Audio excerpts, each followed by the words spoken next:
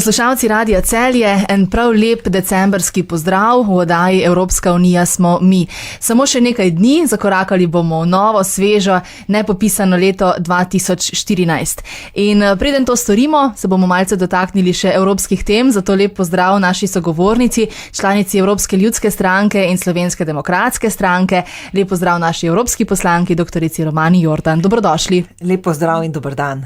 Za nami so božični prazniki, ki tradicionalno minevajo v krogu družine. Evropski poslanci ste se odpravili domov v svoje domovine, kaj ne, da preživite te praznike skupaj s svojimi najbližjimi. Kako pa je sicer v Bruslju? Je čutiti ta božično vzdušje, to poseben čar, ki se bliža praznikov? Seveda, v Bruslju kot mestu je Božič zelo čutiti. Mesto se namreč odene v lučke, sicer ta evropski del niti ne tako, to ni prazničen del, tu poskušamo delati prav do konca, čeprav moram priznati, da se zadnji teden že pozna. Tudi recimo poslancev je bilo manj v Bruslju, imeli smo glasovanja v odborih, ampak so bila zelo slabo zasedena mesta. No, se že pozna, da se več dogaja v posameznih državah članicah, še posebno zdaj tudi pred volitvami, ko so volitve nekako sovpadle z pripravami na Božič. Ampak mesto je pa prekrasno.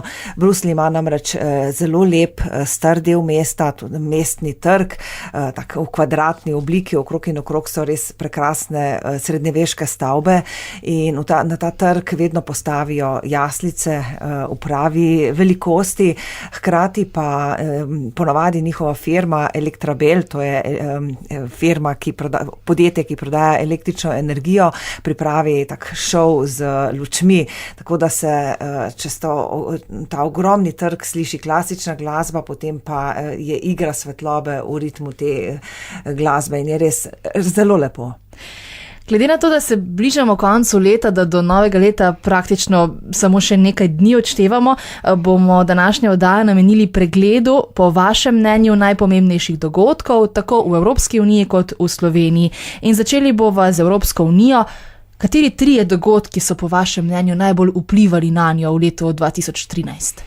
Začela bom z dogodkom, ki zagotovo ni nobena prelomnica, si pa želim, da bi predstavljal neko kontinuiteto in zelo vplival na naša življenja v prihodnosti. Leto 2013 je bilo namreč Evropsko leto državljanov in skozi celotno obdobje smo bolj poudarjali, kaj so pravice, ki izhajajo iz evropskega državljanstva, kot je recimo pravica do iskanja zaposlitve in dela. To pravico so naši ljudje dodobra spoznali, predvsem zaradi kriznih časov, ampak tudi tu je Evropa pokazala ta odprta vrata in kaj pomeni širši prostor in da to pomeni resnično več priložnosti. Potem recimo pravica do prostega gibanja, do izobrazbe, medsebojnega priznavanja, poklicnih kvalifikacij, potem na področju turizma in potovanja je ogromno pravic, ki so že evropske, potem na področju potrošništva, označevanja, potem recimo varuh človekovih pravic je evropski in se lahko ljudje obrnejo neposredno nanj, tu ni treba najprej izčrpati vseh slovenskih možnosti. Skratka, na te pravice smo skozi celotno obdobje opozarjali. Še nekaj, kar se mi zdi izredno pomembno, je, da smo poudarjali tudi aktivno državljanstvo. Torej, da ni demokracije, če ljudje niso aktivni, če ne želijo vplivati na sam proces odločanja in tu bi še enkrat opozorila na spletno mesto Vaš glas v Evropi. Ljudje samo odtipkajo v enega od iskalnikov Vaš glas v Evropi in bodo dobili pravo spletno mesto in tam je ogromno informacij o raznih posvetovanjih, o dogodkih, ki se dogajajo in lahko ljudje s svojimi komentarji dejansko vplivajo tudi na zakonodajni postopek. No, to je ta prva stvar. Druga stvar se mi zdi v Evropi izredno pomembna, da smo naredili velik korak naprej na področju ekonomske in monetarne unije, predvsem na področju bančne unije. Bil je sprejet skupen evropski nadzor nad bankami in izvajati se bo začel naslednje leto. Vemo pa, da se je v Sloveniji začel izvajati že letos in Slovenija je predstavljala nek tak pilotni projekt na tem področju, kajti zelo smo izgubili zaupanje svojih evropskih partnerjev in zato so nam že zdaj poslali svoje nadzornike. Na žalost, ampak mislim pa, da to predstavlja za ljudi pa seveda dodatno garancijo in ker ni enoten bančni nadzor, bančna unija, to je le prvi korak, moramo narediti še 2, upam, da do konca mandata bomo to uspeli in sicer je treba pripraviti zakonodajni okvir za zajamčene vloge in reševanje kreditnih inštitucij. Zdaj, to se sliši zelo učeno, ampak to bo pomenilo večjo varnost za ljudi, večjo varnost pri teh denarju, pri bančnih vlogah, ki jih imajo na bankah, bo pa hkrati tudi pomenilo bolj enake pogoje pri kreditiranju podjetnikov in to se mi zdi, da je izredno pomembno. Tu so naši podjetniki res v veliko slabšem položaju od recimo tistih, ki delajo, živijo v Nemčiji. No, potem tretja stvar, ki se je zgodila v Evropi, so pa spremembe, politične spremembe. Precej je bilo volitev, precej je bilo odstopov in tako naprej. Mogoče bi izpostavila 3 stvari in sicer zelo zanimivo se mi zdi, da je v Bolgariji padla vlada zaradi previsokih cen električne energije. To se je zgodilo prvič in mislim, da mora dati resnično misliti vladam po Evropi. Druga stvar je seveda ogromna zmaga Angele Merkel v Nemčiji, kar upam, da pomeni neko stabilnost za naša življenja vnaprej. No, tretja stvar pa, ta se mi zdi pa tudi, čeprav ni samo evropska, ampak je svetovna, je pa izredno pomembna, to pa je zamenjava v Vatikanu. In sicer je bil papež Benedikt, ki je prostovoljno, samoiniciativno odstopil, to se tam ni zgodilo že od leta 1294 in to je en velik nauk vsem tistim, ki vztrajajo. Mislim, da je v nekem trenutku treba reči, da je situacija zrela tudi za odstop. Seveda pa tudi imenovanje novega papeža Frančiška predstavlja veliko novost, kajti on dejansko izgleda, da živi tisto, kar krščanski nauk uči. In to so te vrednote, ki jih pogrešamo in mnogo bolj pogrešamo, še posebej z pojavom krize. Zdaj upam pa, da bo iz tega svojega obnašanja in vedenja uspel seveda vplivati tudi širše na sam krščanski nauk in na neke vrste prenovo tudi v cerkvi. Tudi v Sloveniji je bilo pestro leto in evropski poslanci imate morda to prednost, da lahko svojo matično domovino opazujete tudi malce bolj oddaleč, torej iz Bruslja in lažje vidite, kaj vse morda tukaj delamo narobe. Ali pa ne vem. Katere so tisti dogodki, za katere vi mislite, da so odločilno vplivali na Slovenijo v letu 2013? V letošnjem letu se mi zdi, da se je v Sloveniji skozi celo leto prepletala neka vrste politična nestabilnost in odgovornost. Ta 2 pojma sta šla kar z roko v roki. Kajti nekako se mi zdi, da smo začeli počasi spoznavati in to se mi zdi res odločilno za Slovenijo, da ni dovolj, da o stvarih, ki vemo, da so pravilne, samo govorimo, ampak da jih moramo tudi živeti in da jih mora recimo politika tudi izvajati. Ni dovolj, da sadimo rožice. Ne? Mi smo sejali plevel in smo mislili, da bomo želi pšenico. To ne gre in to se mi zdi, da počasi spoznavamo. Tako da nekako ta odločilen trenutek, ki se je zgodil v Sloveniji, zagotovo v tem trenutku sovpadata 2 dogodka. Eden je odstavitev premierja Janeza Janše in drugo je seveda imenovanje predsednice vlade Alenke Bratušek. To se mi zdi izredno pomembno. Razlika med njunim odločitvami, načinom vladanja, načinom dela je očitna.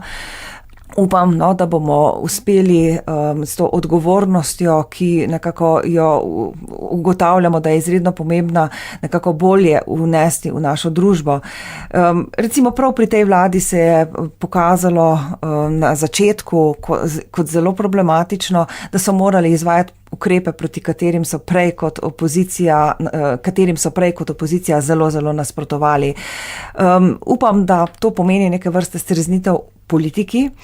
Upam pa, da bodo počasi bolj odgovorni tudi ljudje, ker velikokrat slišim v Sloveniji, da politiko je treba zamenjati, da politiko mora biti bolj odgovorna, ampak veste, politika je zgolj ogledalo družbe in ravno s temi vsemi dogodki, ki se zdaj dogajajo, recimo začeli so se v gradbeništvu, med zdravniki, zdaj to je na novo, upam, da se bo nadaljevalo tudi med gospodarstveniki, bančniki. To kaže, kako je bila pravzaprav v določenih segmentih pokvarjena naša družba. In jaz mislim, da tudi vsak posameznik kot volilec se bo moral vprašati, za koga je glasoval na volitvah in prevzeti seveda svoj manjši del odgovornosti, ampak ta odgovornost seveda je. Želim si pa, da bi na podlagi tega, kar smo do zdaj doživeli, delovali kot družba učinkoviteje, pravičneje in da bi tudi končno začeli rast, kajti zdaj se mi zdi, da v letošnjem letu je bilo značilno, da je Slovenija tudi na vseh možnih lestvicah, ki so bile objavljene, padala. Torej ta prvi dogodek je odgovornost povezana z nestabilnostjo oziroma vzpostavljanjem stabilnosti.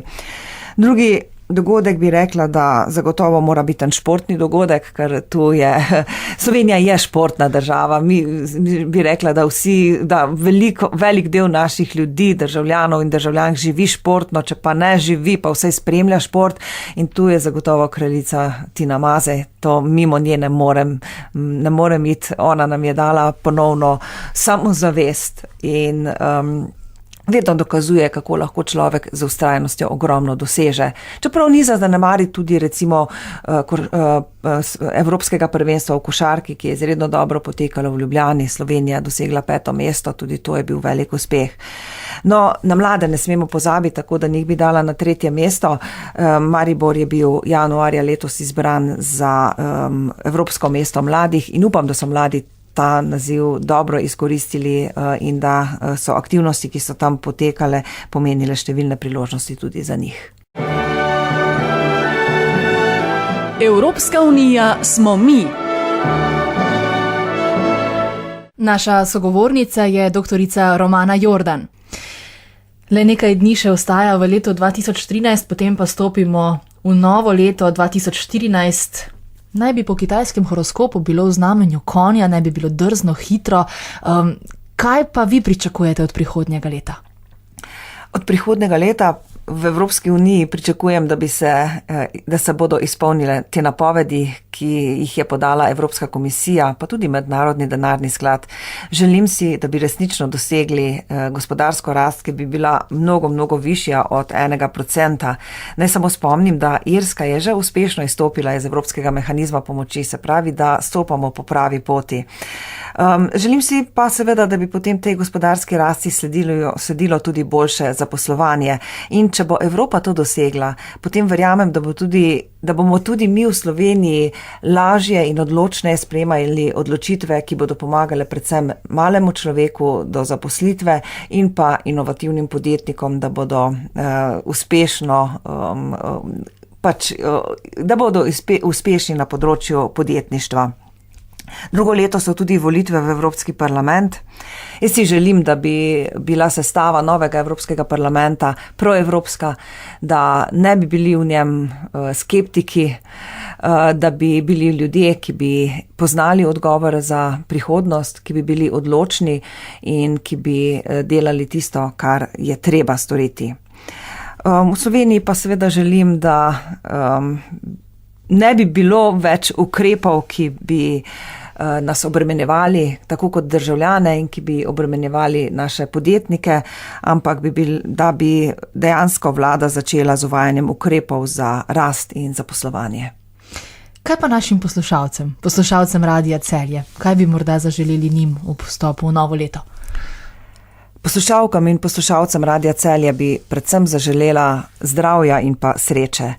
In želim jim, da bodo želje, ki si jih izrekamo v prazničnem decembru in voščila, ko si segamo v dlani, da v nas res doživijo odmev, da res sežejo do srca, da v nas vseh budijo veselje in rojevajo dobre moči. In želim si, da bi s tem povezovanjem in skupaj vsak sprejemal svoje dolžnosti in da bi na tak način resnično pomagali k bolj pravični, uspešnejši in veseli Sloveniji.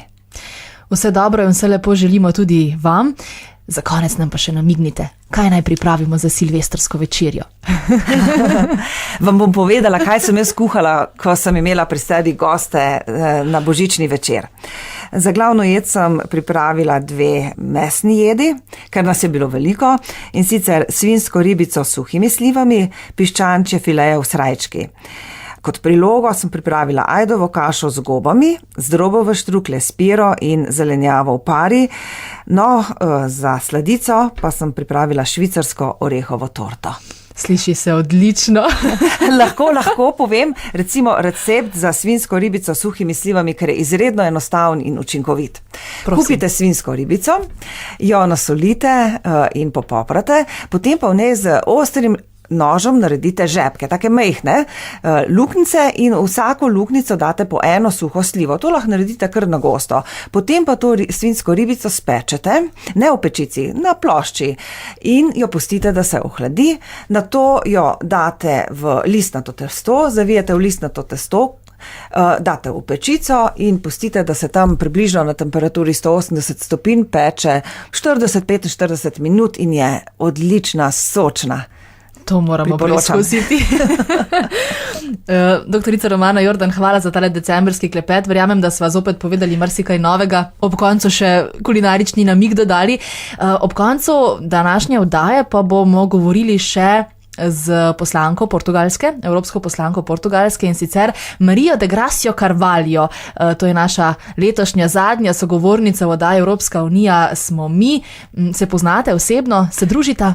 Ja, seveda, to je gospa, ki sem jo spoznala že v prejšnjem mandatu, ampak ona prej ni bila poslanka, bila je pa del ekipe v kabinetu gospoda Baroza, se pravi predsednika komisije, in je bila zadolžena med drugim tudi za raziskave. Jaz sem takrat delala veliko na Evropskem inštitutu za inovacije in tehnologijo in preko tega sva se spoznali. No, sedaj je pa moja kolegica, sem zelo vesela, ogromno dela na raziskavah, je izredno resna oseba, zelo dobro pozna to področje, in seveda, ker sem imela kar nekaj predlogov, kako narediti program Obzorje 2020 bližji raziskovalcem iz manjših držav članic, sva veliko sodelovali v tem mandatu, in jaz si samo želim še več takih poslank in poslancev, kot je ona.